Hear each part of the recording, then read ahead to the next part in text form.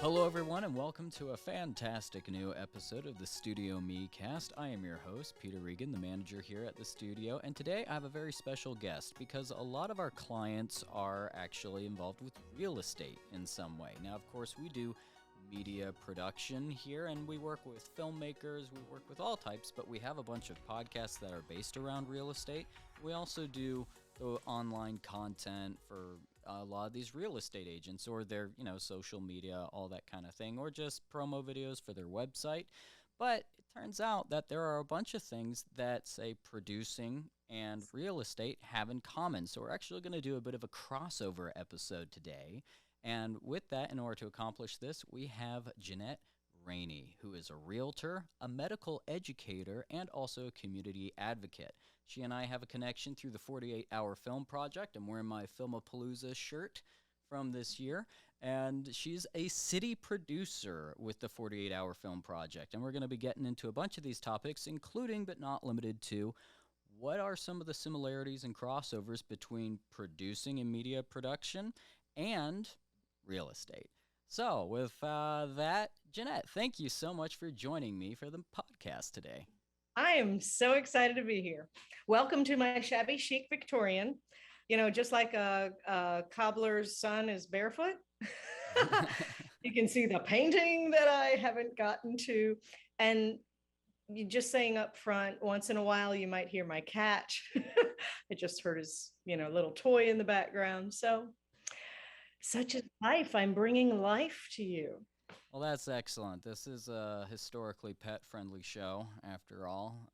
We had Allie's dogs come in at one point, so we might have my turtle guest star at some point as well, so who knows. His name's Donatello, no relation. I like the map that you have behind you as well. I collect myself, so is there a story behind that?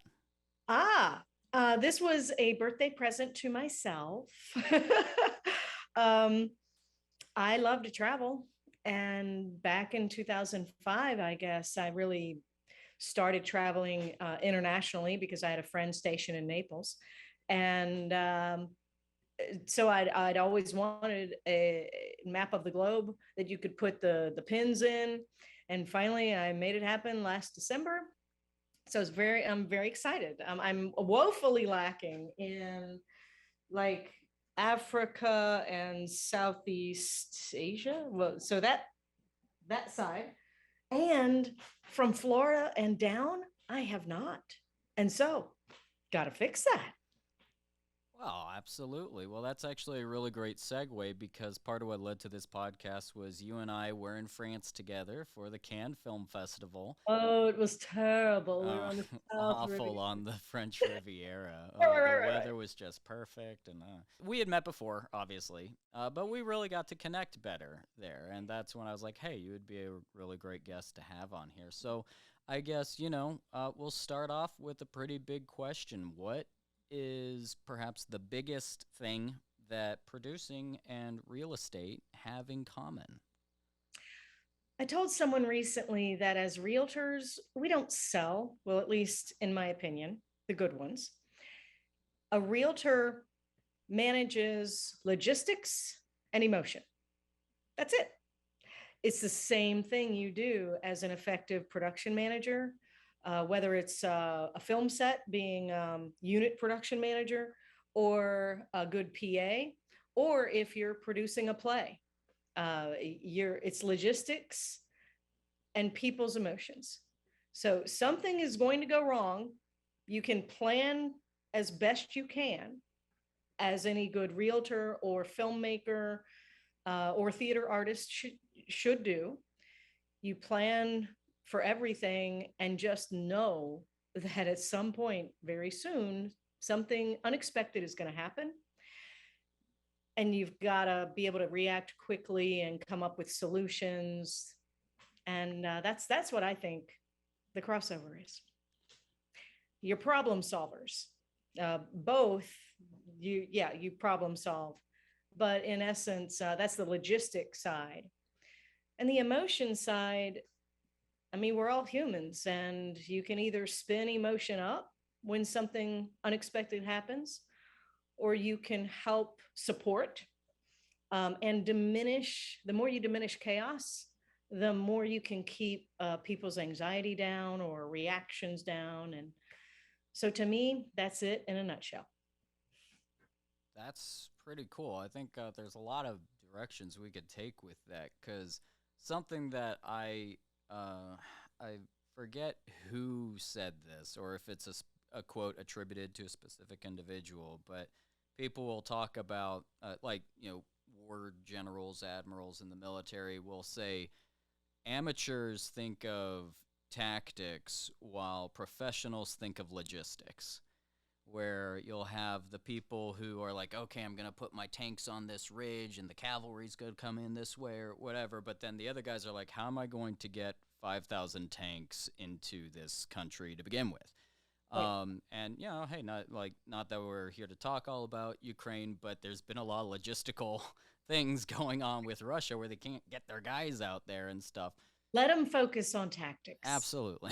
Yeah. So, Because but that's the rabbit trail. in the Yeah. same way with the way that I relate that to filmmaking, sometimes is people will be like they'll get in for the art of it a lot of the time, but Or then fame. the They want to be famous. right, but the logistics of pulling off a production, is its Yes. own like it's a Yes. completely different skill set than a lot of artists are used to, and it can be a difficult thing to breach. And that's where producers in particular, not that producers aren't artists or anything like that, but that's one reason why that can be a different job from Right. another.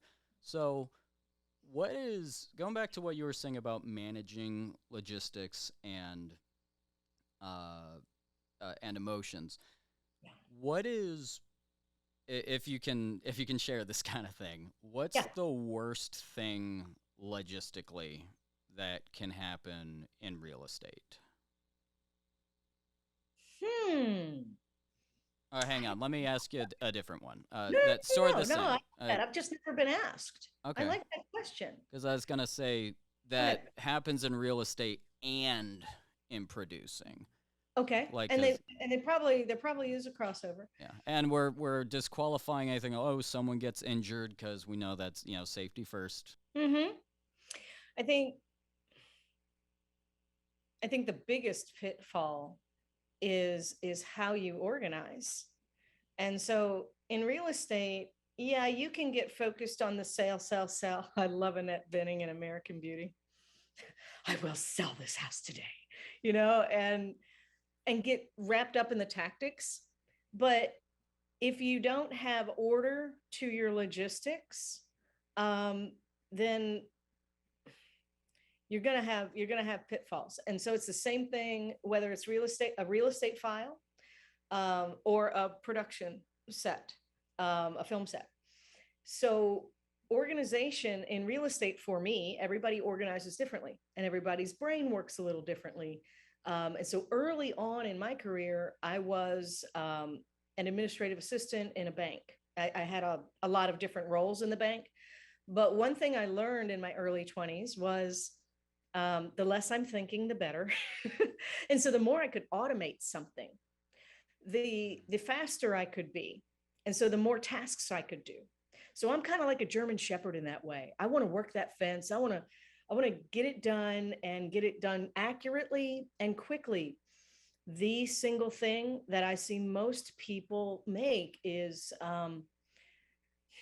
it's easy to name a file folder, or like, let's say I'm sending you a PDF. Did you notice how I labeled the PDF that I sent you back? I'm sorry, I didn't. I No, no, just kind of I'm no, like, no. okay, cool, it's there, I think awesome. Yeah. this is for any business person.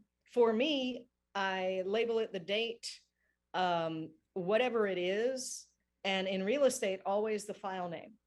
So if I'm ever looking for a document, I can just type in the address, because all the documents related to that property are going to come up.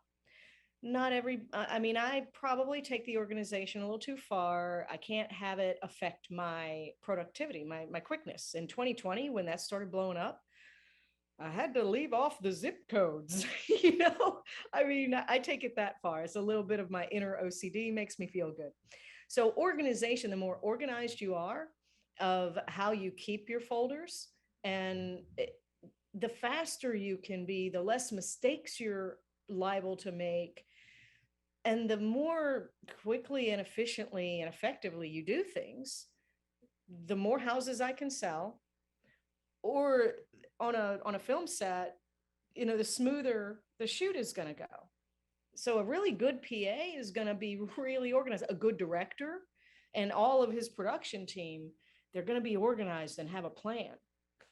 As a realtor, as a human, in my computer, I have my folder, Rainey.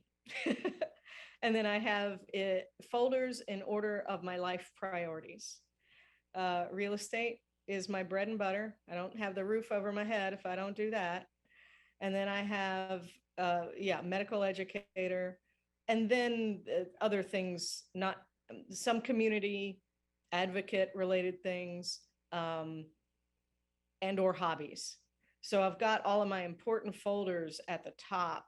And then within each one, it's very predictable: clients, marketing, forms. And so the more you have a mapping of your internal organization, whether it's in your business and or filmmaking or theater production, it's my opinion, the faster you're going to be, because you're not constantly reinventing. You're not having to remember, how did I do that? Literally, I was able to quickly find documents from 8 years ago. Random termite guy. It's like, I wonder, wait. So I sold a house, had it under contract. I was the listing agent. I helped them purchase the house in 2012. So wait, it's 10 years ago. Sorry, my math. And in the current home inspection, a lot of things came up in the crawl space, a lot of issues. But it kind of sounded vaguely familiar, like the issues that came up before, but our inspector said that wasn't a big deal. So I just thought, I wonder if I can track that guy down. And sure enough, it didn't take me very long, because I knew exactly where to go. I ended up saving my client, I believe $4,300. Wow. Because I was able to reasonably say, hey, I'm confused. First of all, this didn't come up in the home inspection, so that's weird. Not sure why your termite guy found that. Then I was able to provide my expert the historical data from 2012. And while this was going on, I had the guy go back out. Hey, to the best of your memory, is this is the report you wrote 10 years ago?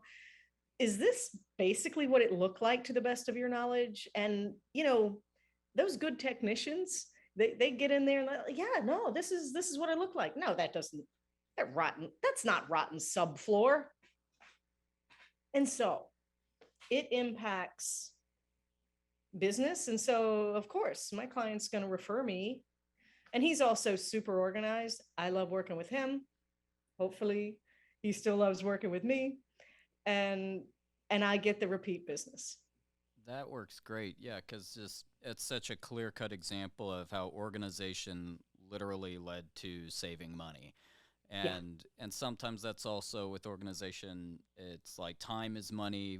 We'll, like at the studio, we have, hundreds and hundreds of projects that we're doing. And the thing that really helped me to be able to handle that organization and help improve upon it, because things were organized when I got here, like I didn't have to reinvent a wheel or anything.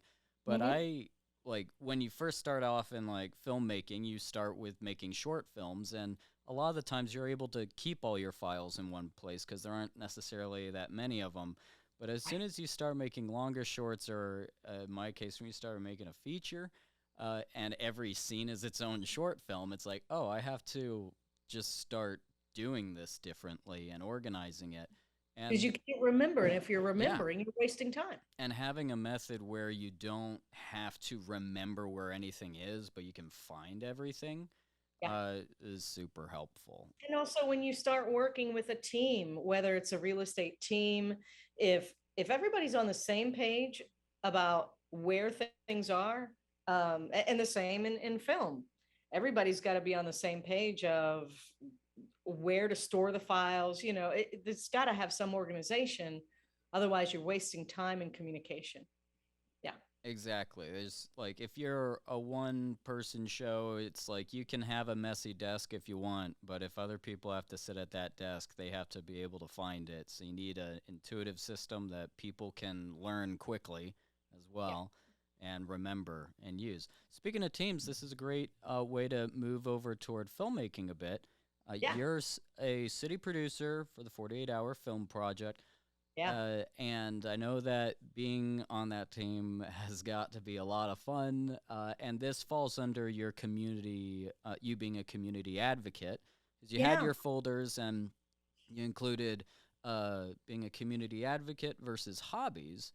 And just really quick, I want to because some people, how do you differentiate those two things? I think. Yeah, actually, uh, yeah, if I could go back and self-edit, I would say community advocate. And then within that folder, also I have like my heart prioritized. So I know where to go, Um, hobbies, my hobbies overlap.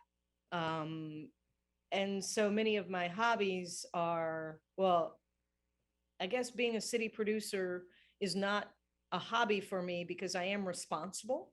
I'm responsible to headquarters and all my local filmmakers. Um, so a hobby would be something where that's just for me, like gardening. And if Right. I don't get the weeds pulled that day, no big deal. But like if you don't do your job with being a city producer, it's going to affect other people. It's Yep. like yeah, I think that's a great distinction. It's a lot of the hobbies I've had, like you might do them with other people, but it's not like people are counting on us, to Yeah. paint these If I metal figurines, it's exactly. if So, I turned my camera around or my mhm. computer around, you would see all my hobbies. It's a mess over there.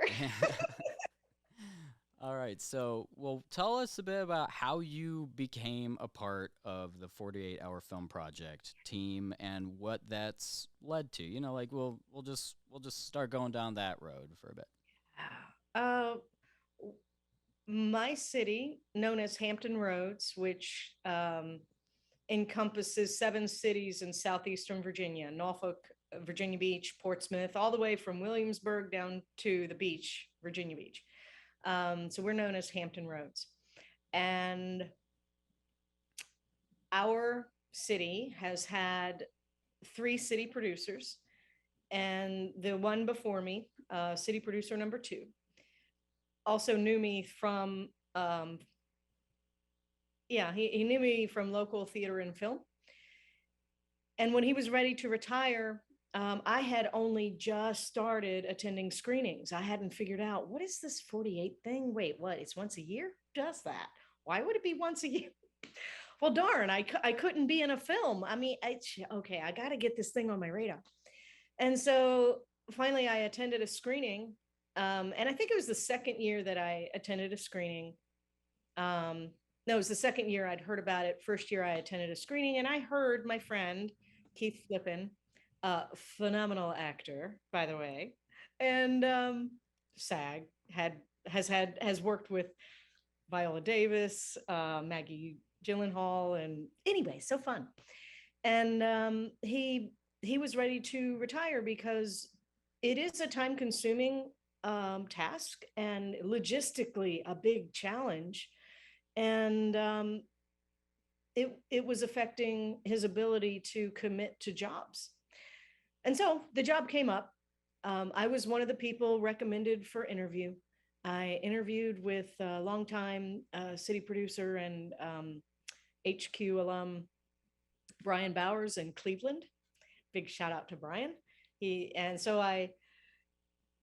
I passed the interview, and I didn't mess up that badly that they didn't keep me on. So that's how that happened. I wasn't looking for one more thing to do. And yeah, I really wasn't, but I could hear that Keith was serious. You know, the yeah, the first year he was saying, yeah, I'd really like to retire. The second year he took his glasses down to his nose and he said, no, seriously, I'm not going to be here next year. And Dropping hints a lot. That's good. well, right. It was obvious and he meant it. And I knew that because I know him. And I didn't want to see that leave our community. It's such an opportunity for our local filmmakers. It is indie filmmaking at the most grassroots level. It's indie filmmaking at its best. And I didn't want to see that event go away for my city. So I put my hat in the ring and they haven't kicked me out yet. Supporting the arts. I love it. That's great. And I think something you alluded to there is that although the 48-hour film project for the filmmakers it's 48 hours, but there is a lot of organization and planning and all kind of stuff that goes into making that happen and get Yes. pulled off the way that it needs to. Yeah. The city producer here in Pittsburgh is PJ. I love PJ. I know, he's the best. He's great. I should and we're have all him. different, but yeah. Yeah, I think I'd love to have him on here sometime. That would be pretty cool. I would say all of the city producers are amazing, and the collectively the neatest group of people I've ever met. And the things they have in common are they're all pretty good at logistics because what we do on our side is as logistically challenging as what the filmmaker does in 48 hours. It's just that our 48 hours starts as soon as you drop off. But the other, so they're all capable logistically and they're all community centered. I love that. They're Yes. all so focused on their filmmakers and what it is to create the art and challenge yourself and beat the clock. And they also want that filmmaking experience for their I just love the family of city producers. I can definitely vouch for that. Like, I did the 48 for 3 years in a row, and for I think I'm not sure if he did it the first year, but PJ did at least the last 2 years in Pittsburgh, and he rocks it. Like he rocks it. But it's like you said, it's like so Pittsburgh focused, and it's whenever everybody there is just so like he just sets the tone to make everybody feel so dang proud of doing something in Pittsburgh. And that's definitely like that, although PJ has like his own vibe to life for sure, that kind of thing is something that I've gotten from all the city producers, where it's right. Like we're all very different personalities. PJ and I are very different. I tend to gravitate, well, when I'm doing something 48, I'm bringing the sequins. I just decided that I'm celebrating my local filmmakers. And so then I started doing that at Filmapalooza. So no matter what outfit you see me in, I'm bringing my sequins. And now PJ is not going to be in well, I think he'd look great, but all of the city producers have their own, like you said, vibe, personality, love. I mean, I don't want to start naming all of the city, but we're the same, but very different. We're all are unique, like food, like, or spices, like each spice. So yeah, city producers are like a variety of spices, but we all have this thing in common of being so community centered to our filmmakers. Speaking of naming all the producers, that's something that really impressed me, was when Mark, the creator of the 48, at the awards ceremony at Filmapalooza, all the city producers are in a line, and he's not looking at a card or a teleprompter. He just rattles off the names of everybody and their city. Yes. And it's not just that. Like, he did that with me. The filmmakers. The first time I met him, there's like a ton of films at Filmapalooza. You've got And we're like, oh, we're from Pittsburgh. He's like, oh, the one with this and this and this. And he's just like that. Like, but right. So, well, getting on to sort of reeling it back to connecting our two main topics. Yeah. Would you say that, here's an interesting question for you. There's a lot of different ways to direct. Okay, like different directors have their own artistic style, or some directors won't even talk to actors, which to me sounds crazy, but like there's Well, some we don't directors, to talk to actors. yeah, and some directors are more will communicate a lot with their director of photography. Some of them barely have a director of photography and all that. With producing, would you say that with the things that are in common with real estate that we've talked about, with like the managing emotions and the logistics and all that, do you think there's perhaps less diversity in the way to approach that position? Whether, and maybe the question is whether there's more or less like options to how to do that job versus more or less ways that people do despite the options. Like, I guess I'm saying, like, do you think that a lot of producers and city producers and all that approach this type of thing the same way? Yeah, I don't think the same, because like you said, I mean, we're all so very different. But for to be successful, in my opinion, um, you've got to have communication, no matter what that looks like. So let's say you're a director, but let's say you're an introvert and you can't verbalize on the fly like clearly you and I are doing, you know? And there are, I mean, insanely talented people that have so many thoughts and they need to percolate a little bit. Um, a great way for them to communicate can be because you can't be the director with all of the ideas in your head. You've got to have a team to help you execute. I mean, unless you're solo, the solo one-stop shop. But if you're going to encompass a team, you've got to be able to communicate. Google Docs is a great, before Google Docs, that was really hard. It would have to be a list. And so it's always a matter of learning what communication method is going to be most effective, because we all have a different way of speaking and communicating. And yeah, some people are oil and water with each other. So that's why I think teams that enjoy working together, essentially they're speaking the same language. And if you look at Spielberg films or read some of the behind the scenes things, that production team basically is the same one that he worked with on Jaws, or substantially the same. And so by now they've done it so much, they've got shorthand, so much shorthand. So you've got to have, yes, organization, but also communication. And so, and preferably in writing when you're working with a team. And, but yeah, sometimes, but the directing style with regard to actors, some actors are very technical, and I am definitely a technical actor. The really good ones will give those choices, whether they're a technical actor or intuitive actor. Real quick, just Yeah, like not to completely derail you, but can you give an example of something that an especially technical actor would do that an actor who might not be described that way wouldn't do? Could you just for the folks back home, what's some, like, could you just give an example of that? absolutely. Absolutely. I am so technical. It helps me to walk through a scene. Like if I'm not getting something right, like I know the emotion that is, let's say the director has said, I want it to look like this. And this is the emotion. I want you to sit on this line. And I want you to be exasperated when you do it. Okay. So I'm going to get in my little actor head and I'm going to walk it and I'm going to try it. I'm going to try it on a couple times.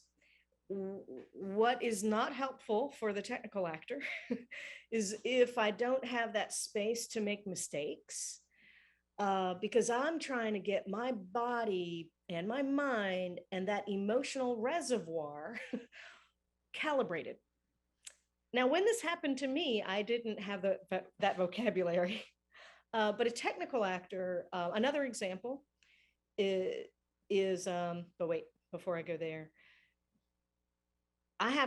for me, I've got to like make a roadmap.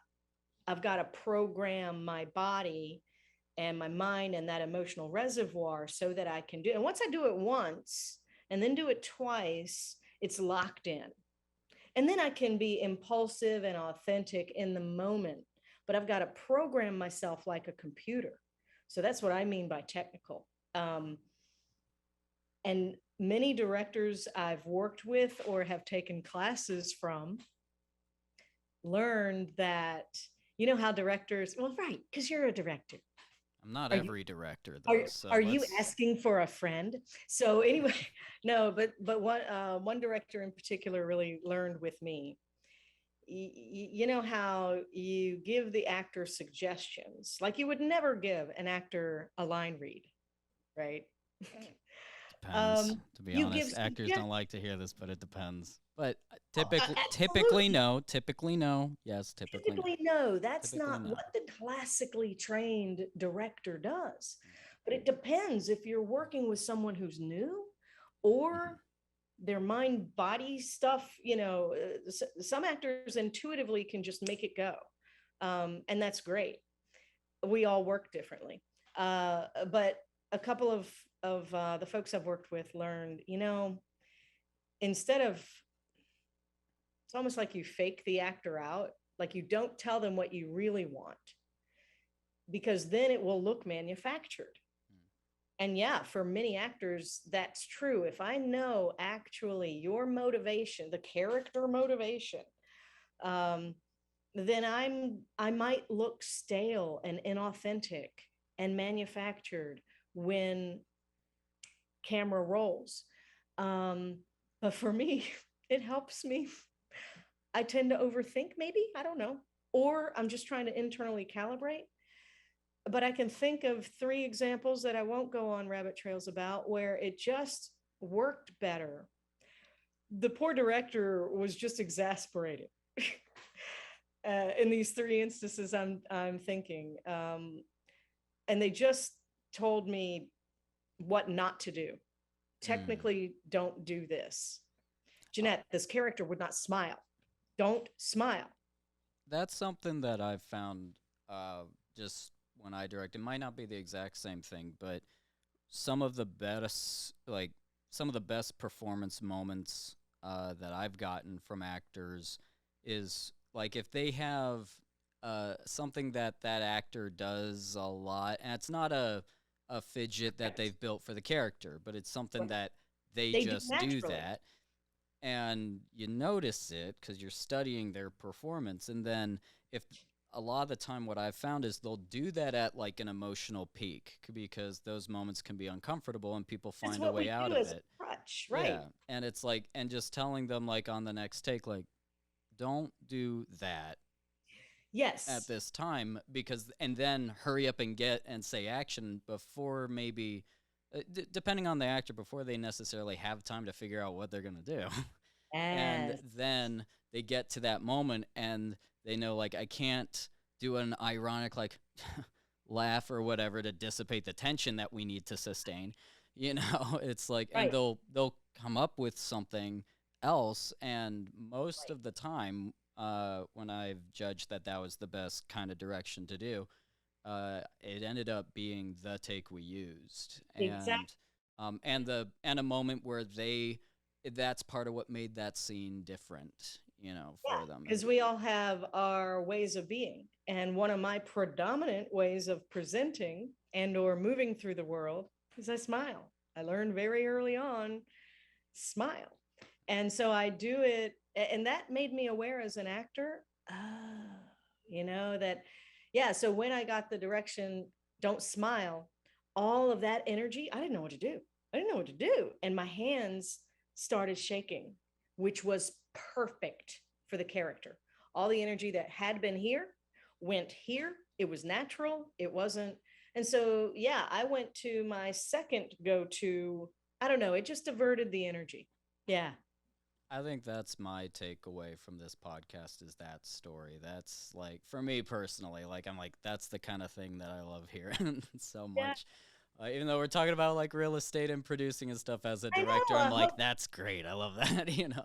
I hope other people find it helpful Oh, too. it's absolutely. So, okay, well, we're getting close to wrapping up, but there's one more thing I want to give you. I know that flew by, but there's one more thing I want to give you a chance to talk about, which is, and it's something that we haven't talked about much, but something that leading up to this to kind of like prep, I learned about, and we've mentioned, and I just want to ask you about it.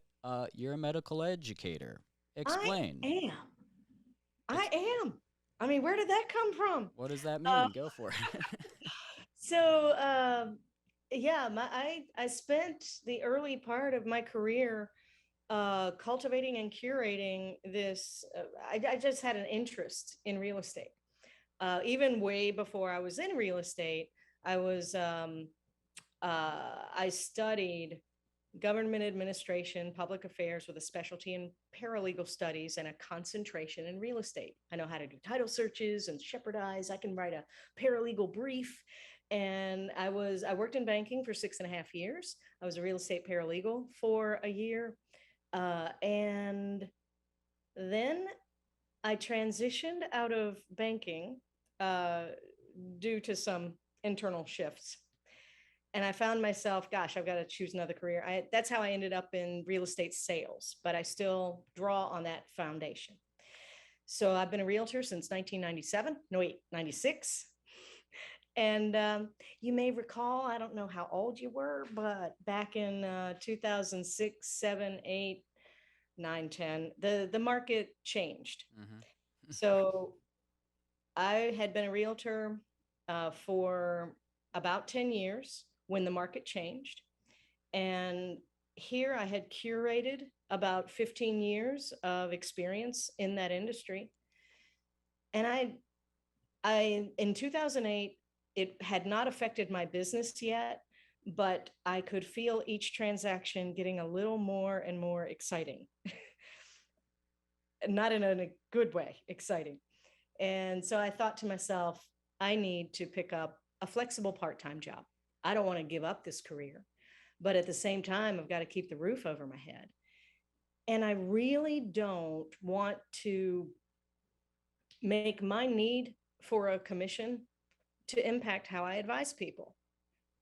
I mean, if it's not a good time to buy a house because the market is tanking, I don't want to tell you that it's a good time to buy a house. But at the same time, I still need the commission or an income.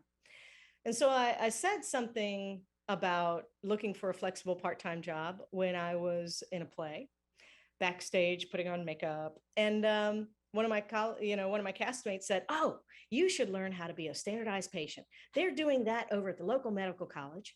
And it's like, "What's that?" Well, everybody thinks of the episode from Seinfeld where Kramer is a fake patient. Um, it's like that, but it's not like that. It's not like that. It's not like that. And it's also not 100% acting. It's not that. Not the way this particular medical college um, executes training their medical students. So I am a standardized patient and a physical teaching associate. I know how to do the neuro exam. I know how the test is effective. I don't know what it means. But the medical students basically practice on us. And so they can make mistakes on us so they don't make mistakes on you. They learn how to better interview with patients so that when they graduate, they're not just completely clumsy. Um, and so that is what I mean by medical educator. That's how I got into that role when the market is soft and closings are few and far between. I work all the time, or I work as much as I want, and I feel so lucky. When the market is fast, like now, it's really difficult to keep up. Then I don't work so much, maybe once a month.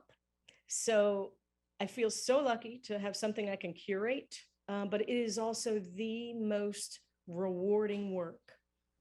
Um, Teaching. I love teaching. So Well, I'm really glad I asked about it. That's so cool too, because on our last episode, Jenna McCormick, who's a special effects artist, practical effects and all that. Her gig right now is among doing film and all that is she creates ultra realistic human cadavers for medical students. It's like, oh, you learn how to do all this gore, and now she's into the medical industry. Yes, it's crazy. It's so valuable. There's so much crossover. Right. And yeah. Well, I gotta say, this flew by way too short, but what can I say? Things are pretty busy at the studio, and we do have another customer coming in to use this space for their podcast, and I gotta get it prepped for them. So I just wanted to thank you for being on the podcast. I've enjoyed this conversation. I want to talk more about this kind of thing with you. I feel like we just kind of introduced the concept. But real quick, if people want to find you, work with you, whether it's for film or real estate, what kind of contact or anything can you throw out there for us? Well, I am certain I'm afraid if you Google Jeannette Rainey, all kinds of things many links come up. However, I do have a website that will soon be launched, JeannetteRainey.com. That is the longest way you can spell Jeannette. Just take Janet and accordion it out. JeannetteRainey.com. And we will have that on the screen. And also, if this episode comes up before the website is finished, then we'll just make sure to go back and add that to the description of these videos. So people, at least retrospectively, will be able to find you. But thank you again for your time. This was really wonderful. It was great to see you again after Cannes. We barely even talked about Cannes, which we should do we didn't talk about it at all. A whole episode about that. Yeah. Thank you. Thank you for asking me, because I've really enjoyed meeting you at Filma. I enjoyed, just having a conversation over drinks at Cannes. They say Cannes. Yeah. And cans are a bunch of cans, and Khan is a villain in Star Trek, and Cannes is the film festival. So there we go. Oh, thanks for asking me, seriously. Absolutely. Well, this was awesome. I hope you have a good rest of your day. Thanks again. You too. See you. Bye-bye.